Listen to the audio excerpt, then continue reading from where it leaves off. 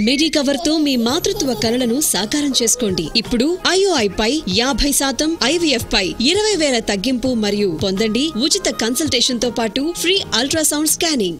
ఇకపై సెలబ్రిటీల జోలికి వెళ్ళనన్నాడు. అన్నోడు కామ్గా ఉండొచ్చుగా, మళ్లీ మాట తప్పాడు, జాతకం చెప్పాడు. దీంతో జ్యోతిష్యుడు వేణుస్వామికి ఎదురుదెబ్బ తగిలింది. తెలంగాణ మహిళా కమిషన్ నోటీసులు ఇచ్చింది. నాగచైతన్య, శోభితా ధూళిపాళ్ల వైవాహిక జీవితంపై చేసిన వివాదాస్పద వ్యాఖ్యలకు సమాధానం చెప్పాలని ఆదేశించింది. జ్యోతిష్కుడు వేణుస్వామికి తెలంగాణ మహిళా కమిషన్ నోటీసులు ఇచ్చింది.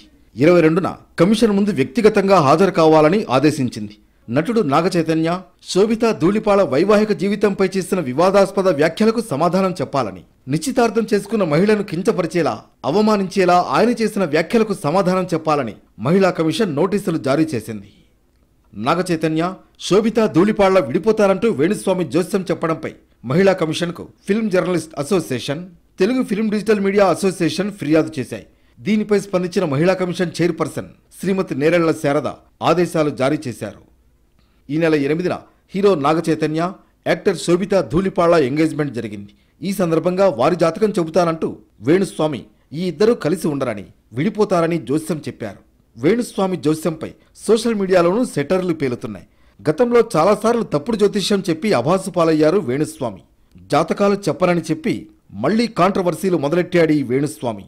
దీంతో మహిళా కమిషన్ నోటీసులు ఇచ్చింది, సమాధానం చెప్పాలని ఆదేశించింది.